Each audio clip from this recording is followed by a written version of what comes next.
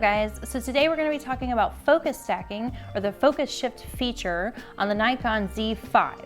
And we are going to be using the new MC, the Nikkor ZMC 105 macro lens along with it.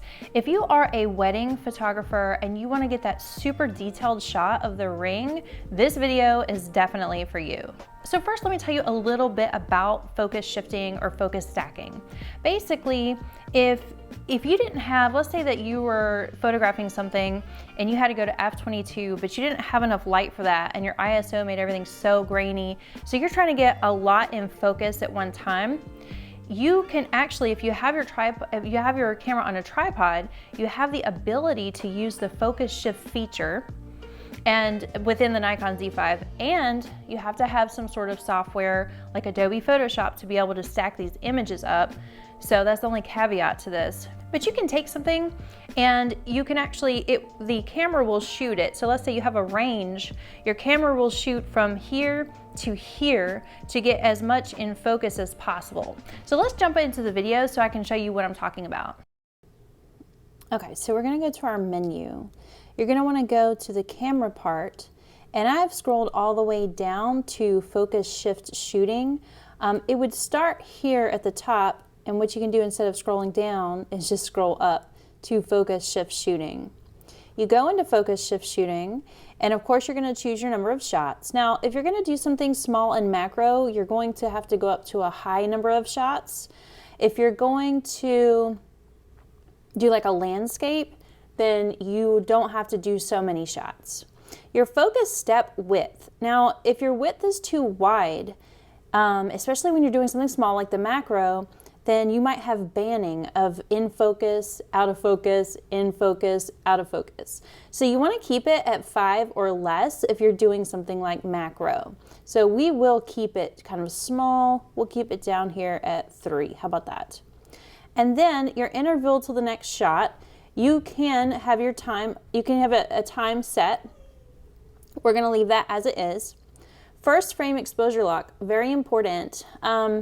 If you don't do an exposure lock, then it might expose differently for the next frames, and then your photograph will come out with different exposures down the line. So you definitely want your first frame exposure lock on, and then silent photography, that's up to you.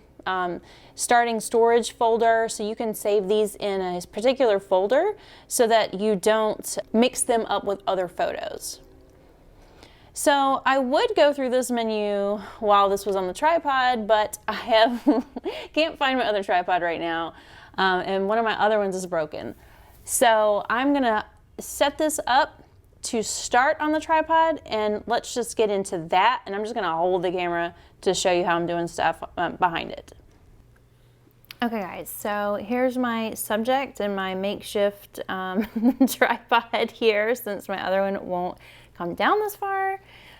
So we're gonna go into the menu to the focus shift shooting, which I already have up, and we are going to go, I just have it at 31 shots. Let's see where that gets us. You saw that I had the, well, let's go back because I can't remember now. I had it at 5.6 ISO 1250, 200th of a second, and let's go on into that menu again, and let's start this. It's gonna go to infinity, that's what's gonna happen. So we are going to click OK,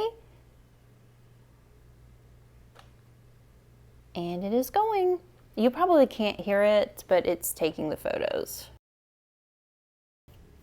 Okay, so I am selecting my 31 images.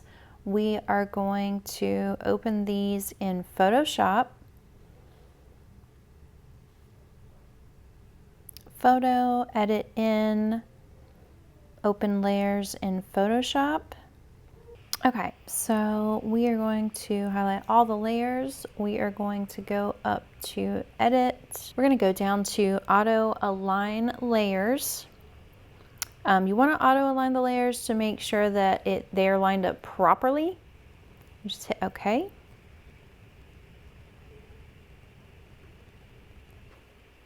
Okay, so now once the layers are auto aligned, we go back up. Oops. We go back up to edit, And we're going to go down to auto blend layers, stack images. We're going to hit OK.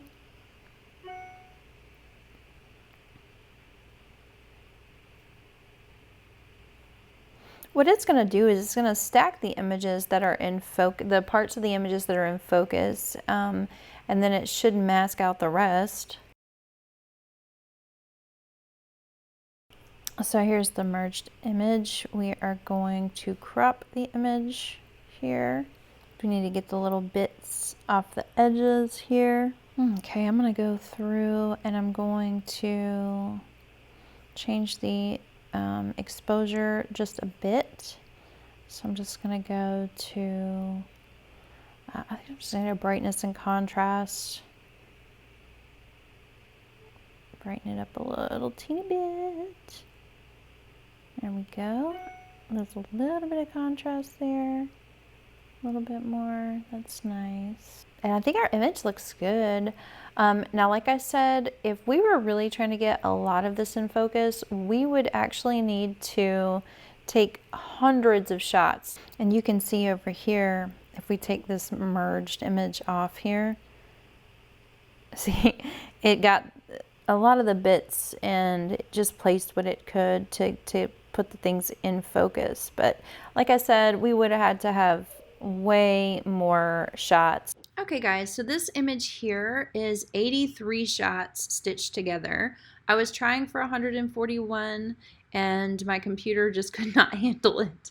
So this is what happens with 83. I am in love with this image, even though it's kind of a strange composition, but I wanted to give you some background on the cover image that I used for this. This image here is 50 images stitched together. As you can see, the back is still blurry, and that's because I left out the remaining 100 images that I took and did not stack them. Both of these images were a series of images at 5.6 ISO, around 1600 or 2000 if I remember correctly, and I shot these in the daytime so we could get a little bit more light going. Thank you so much for watching today, guys. If you learned something, please go ahead and subscribe. I try to put as much informational and educational content on here as possible, and I will see you guys next time.